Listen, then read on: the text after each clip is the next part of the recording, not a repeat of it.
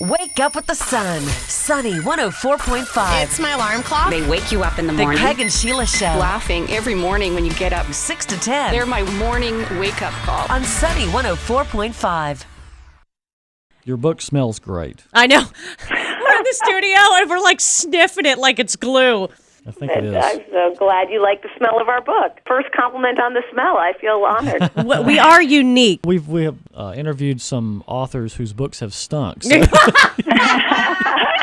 so yes, it is a compliment. Well, go ahead and introduce yourselves and tell the world who you are. And of course, Jen, you got to tell everybody your Wilmington connection because they're going to connect with you, girl.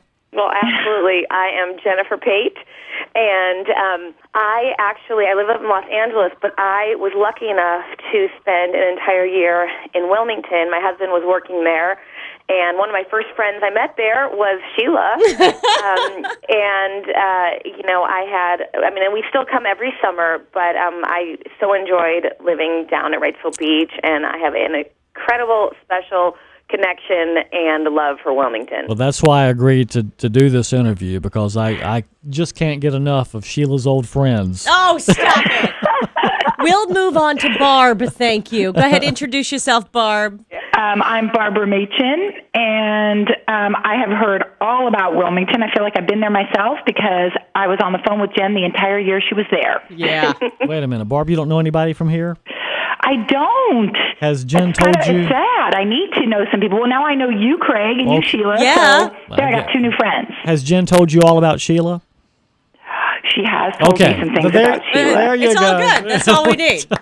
Well, just reading the introduction, you get it. You ladies absolutely get it, what the women need to understand about the difference between being a mom and being a woman. Yeah, well, I think, Sheila, that, it's funny, when I met you, this is when I was in the stage of being a full-time stay-at-home mom. Yeah. And, it's interesting enough, like it was somebody like you who I went, gosh, you're an example of somebody who has kept it going on. I mean, you're so passionate about what you do. I'm sure everybody in Wilmington who doesn't know you personally, who knows you from the radio, you've got just a real zest for life, a ton of energy. And women need to have that and be a mom.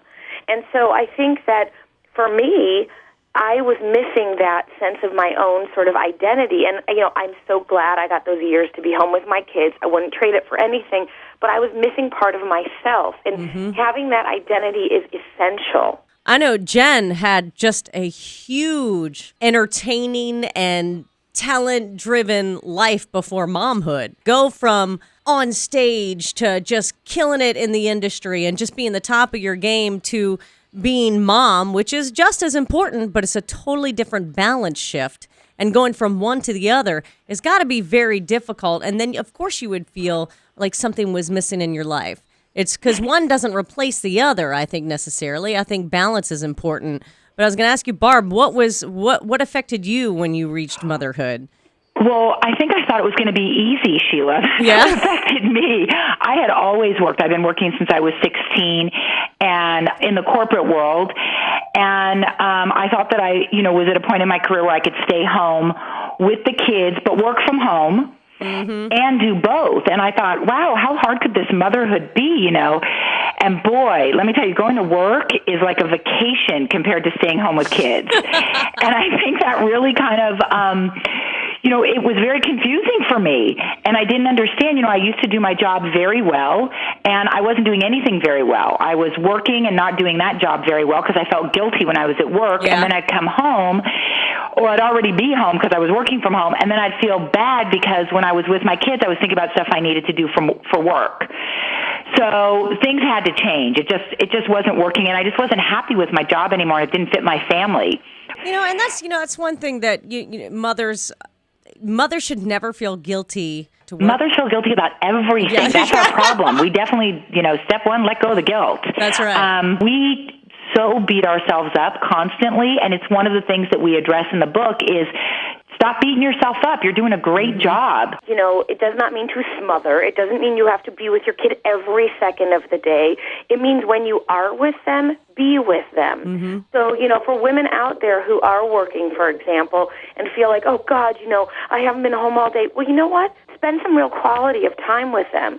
So, it's really, you got to let go. There's such big expectations. And start talking to other people. Another thing, too, is even Sheila, I'm sure you've got Truman and you've got your work and you have your life, but I'm sure not every day just runs smoothly and perfectly. I'm sure there are days where you're feeling overwhelmed or like you're not doing something right. And I don't know what you mean, share Jen. with other women that we're going through that stuff so women know that they're not alone. I can back that one up. I don't connect with that at all. Every day is a bed of roses. I don't know what you mean. Let me provide some evidence to something all three of you said that go struck ahead. a chord with me because Sheila can relate to this. We both said this. How many times have we both said, boy, it's great to be back to work so we can get some rest? Yep. We say that all the time. Now, as a man... Let me tell you, if there's any dads listening out there, let me tell you, if your wife is home with the kids and you come home from work and think, oh, they had the easiest day, think again. And Absolutely. Then, Craig he's got almost a 60-40 split because of the hours that his wife works, the hours that he works. He's more, during the week especially, available to the children than his wife is. And with more and more of that happening in our society, economic reasons for whatever reasons, social reasons, there's plenty in this book that can strike a chord with men, too. It did with me. Well, I think that that's very true. I think that, obviously, Barb and I come from the point of view as moms because we are women. Mm-hmm. But the thing is, parenthood has really changed. There's different expectations of men and women. For, women, and whether we put these expectations on ourselves or society puts them on us, we feel as though we need to bring income into the house. We need to look, 30 when we're 40. We need to still have a beautiful dinner on the table. We need to do all these things. For men, now men feel not only are they supposed to still bring home the bacon, that traditional feeling, but they are supposed to change diapers, and they're supposed to be the coaches of Little League. So I think that there's so much gray area. I think it's a more beautiful place because I feel like I feel like we all get to share in more of just, human existence, but it's a little overwhelming because the roles are not as defined. Mm-hmm. I still think it's better, but I think that it's a little overwhelming. All right, final point. Moms are women with certain needs, certain desires. They need to get out of Barney mode and get into adult sexy mode. And a lot of women, and I know you cover this in your book, cannot make that transition. Hey, I'm a mom, but you know what? I'm a woman. I am alive. I want the romance. And they feel guilty for wanting to be that hot mama that actually goes out every now and then with her friends or a romantic evening with the husband. They feel like they need to keep the mom genes on because that's all of a sudden they identify with, I'm a mom now. That is true, but I've spent time in Wilmington. You got some hot mamas down there, for real, and moms are changing. I think that, of course, Sheila, there are the women who still fall into that, but I'll tell you, as we travel around the country and we meet women everywhere, and I'm going to use Wilmington as an example, women have not lost that spark. Women really do have it together. So, if you are one of the women who kind of are in your own way, even make time, exactly. Go out with your girlfriends. Put on a cute outfit.